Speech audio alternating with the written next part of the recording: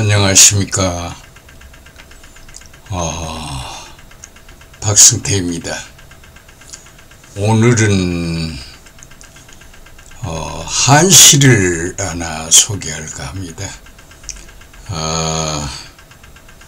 우리 역사 속의 거울이라고 할까요?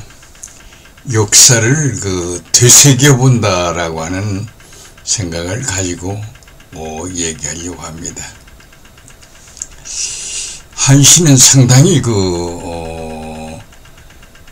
읽어보면 어떤 맛이 있는 그런 내용들입니다. 한 예를 들면 소녀는 인후하고 항난성하니 일촌광음인들 불가경이라 쭉 해서 이제 시가 드는데 정말 참 멋있습니다. 소녀는 이제 늙기 쉽고 짧은 시간이라도 이제 다시 돌아오지 않으니까 이제 가볍게 여길 수 없다. 얼마나 멋있습니까? 내가 소개하려고 하는 시는 그러니까 조금 뭐라 그럴까요? 남이상군의 시입니다. 시 내용은 이런 겁니다. 백두산석 마도진 투만강파 음마무 남아 20의 미평국이면 후세 언층 대장물이요. 참 멋있습니다. 백두산 돌을 칼 가는데 다 써버리고 투만강 물을 말 먹이는데 다 써버리고 남아 20의 미평국 남자 20의 나라를 평정하지 못하면 여기서 평정은 안전하게 한다 하는 것 아닌가 생각을 합니다. 평정 미평국이면 후세연칭 대장부리요. 후세에 누가 대장부라고 하겠느냐 이런 내용입니다. 그러니까 조선시대 북방을 지키던 한 젊은 장수의 시입니다. 그런데 이제 이 시를 중앙정부의 관리들이 접하고 깜짝 놀랍니다. 그게 뭐냐면 남아 20의 미평국이면 그 미평국이라고 하는 말에 이제 꼬투리를 잡고 이제 문제가 생기게 됩니다. 이런 겁니다. 이건 놓아두면 안 되고 이게 큰 불씨가 될 인물이다. 그래서 이제 제거를 해버려야 한다 이런 얘기죠. 물론 이조 시대니까 그땐 그랬겠지라고 생각드는데 그런 어떤 대단한 기계를 가지고 있었던 젊은이의 생각에 대해서 후세는 우리가 생각해보면 참 당시의 그 젊은이들의 기계가 어쨌든 대단했다 이런 느낌을 갖게 됩니다. 그러니까 그 당시에 어떤 여러 가지 사회적 정황을 꼭 알지 못하더라도 적어도 미평국에 관한 그 내용 젊은이의 대단한 기상이겠지요. 그런데 그것을 이제 수용 못하는 그런 우리 사회의 참 어설픔이라고 할까요? 그런 것이 보이는 그런 겁니다. 결국은 그 젊은이는 그걸로 인해서 제거가 됩니다. 그리고 이제 한강, 서울에서 한강을 거슬러 강원도 쪽으로 가다 보면 한강 한가운데 남이섬이라는 섬이 있습니다. 그 남이섬에 이름을 붙인 이유가 뭔지 그건 잘 모릅니다만 하여간 그 남이섬의 어떤 슬픔이라고 할까요? 역사적 고뇌가 이름과는 아무 관계없이 남이섬을 이제 이완용 소위 매국노 후손들이 그 섬을 차지하고 있었습니다. 그래서 어떤 독립운동가 후손이 그 섬의 재산을 압류하도록 했는데 당시 어떤 법관이 친일 세력이라고 할 수 있겠죠. 그 법관이 결국은 국가가 압류하지 않고 그 남이섬을 매국노 후손들에게 지킬 수 있도록 법적 허락을 해줬습니다. 참 슬픈 얘기죠. 그러니까 상당히 많은 재산들이 그 일본의 나라를 팔은 그 매국노 오적들의 그 일본 정부에서 준 하사금이라고 할까요? 이걸로 많은 재산을 여기저기 이제 사놓았었습니다. 그래가지고 아주 그 후손들은 부귀영화를 누리고 잘 살고 잘 먹고 잘 지내옵니다. 독립운동을 했던 후손들은 정말로 비참한 생활입니다. 나라를 위해서. 그러니까 이 시와 그 맥락을 잘 보면 남이 장군이라는 젊은이의 기계가 생각지 않게 화를 불러일으켰고 우리 역사에서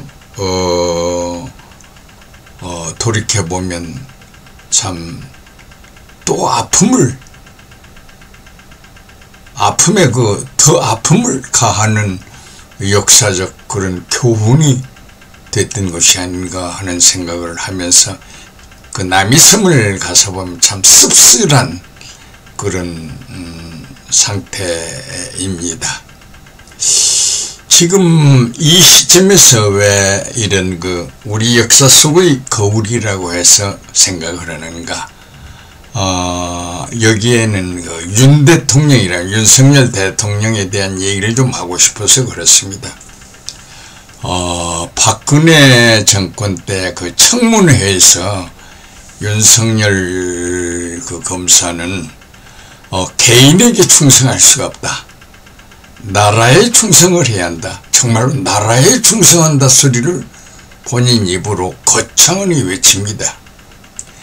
그리고 이제 결국 박근혜한테는 충성할 수 없다. 이제 그런 걸로 해서 국민으로부터 대단한 열렬한 지지와 환영을 받습니다. 그래서 일약 시대적 영웅이 됩니다. 나라에 충성하겠다. 젊은이가. 그래가지고 박근혜 대통령을 탄핵하는데 그 검사들이 굉장한 역할을 합니다. 여기에서 이제 윤석열 검사는 정말로 젊은 기계와 또한 모든 국민들이 우러러보는 찬사를 아낌없이 보내는 애국자 역할을 했습니다. 그런데 그분이 대통령 선거에서 대통령으로 당선돼서 대통령이 돼가지고 하는 짓거리마다 나라의 충성이라기보다 참 어찌 저렇게 더러운 짓만 하고 어설픈 짓만 하고 제대로 하는 일이 하나도 없습니다. 안타깝지요. 정말로 한번 생각해 보세요. 일본의 국빈으로 초대되어 가서 해왔던 모든 일이 우리나라에 애국하는 자세인가 하는 것은 우리가 한번 깊이 생각을 해봐야 할 일입니다. 나는 정치가가 아닙니다. 나는 90을 바라보는 일개 평범한 노인으로 이럴 수가 있을까?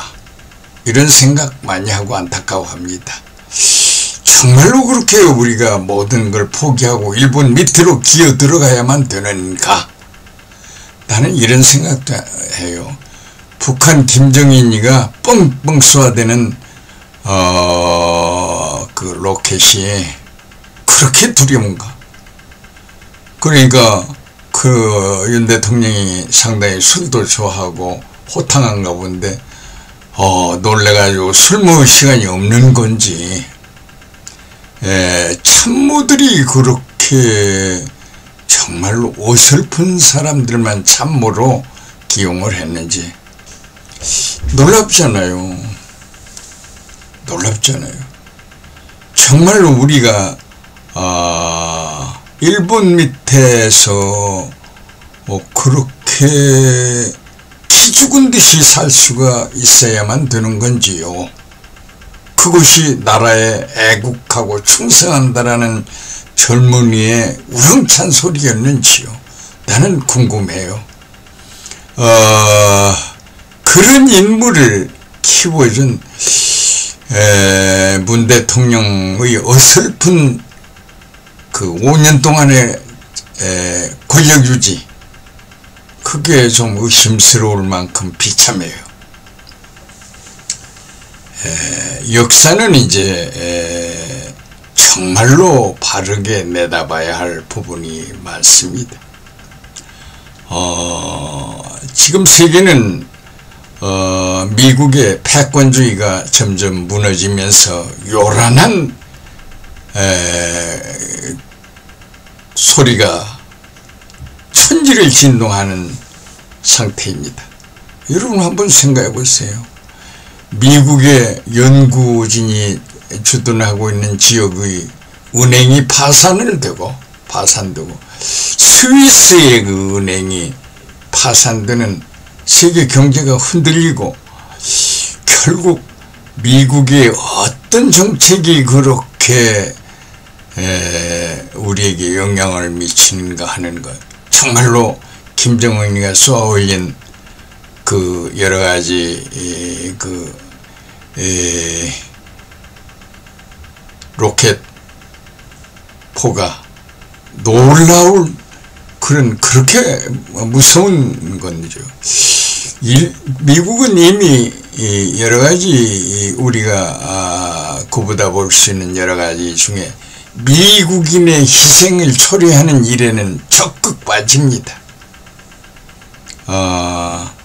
그러니까 여러 전쟁에 미국 국민이 하나라도 희생될까 봐서 굉장히 조심을 합니다. 그러니까 이제 점점 우리나라 같은데 호구 역할을 할 수 있도록 하면서 우리나라의 젊은이들의 희생을 강요할 수 있는 그런 정책으로 나갑니다. 조금 있으면 아마 윤 대통령의 여러 가지 참 결단적인 자세가 대단히 좋은 거라고 미 의회 지도자들이 와서 굉장히 축하를 하고 미국에 불러들여서 어깨를 투덕투덕 하면서 굉장히 대우를 하는 척 할 겁니다. 우리는 정말로 정신을 바짝 차려야 할 때가 아닌가 그렇게 생각합니다. 그러니까 역사 속의 거울을 통해서 우리는 우리의 기계를 높였던 그런 분들이 어째서 이렇게 나약한 비겁한 더러운 행동을 할 수 있는 건지 참 안타깝습니다. 이주시대 사람들은 자결을 했던 사람도 많습니다. 의병들을 일으켜가지고 대항했던 일본 세력에 대항했던 많은 사람들을 보면 잘난 사람들이 아닙니다. 평범한 사람들입니다. 그런데 오늘 우리가 잘났다라고 하는 사람들의 행태가 정치 행태입니다. 이게 바람직합니까? 나는 정말로 한심스럽다 이렇게 봅니다. 그래서 우리가 거울 속에, 역사 속에 우리를 다시 한번 바라보고 우리의 기계를 잘 정돈해서 정말로 나라다운 나라로서 후손들이 편안하게 살 수 있는 길을 여는 것이 바람직하지 않은가 하는 생각에서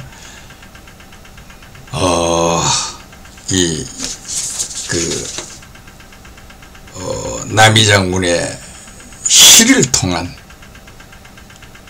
역사 속의 거울이라는 이야기를 하고 있습니다. 대단히 감사합니다.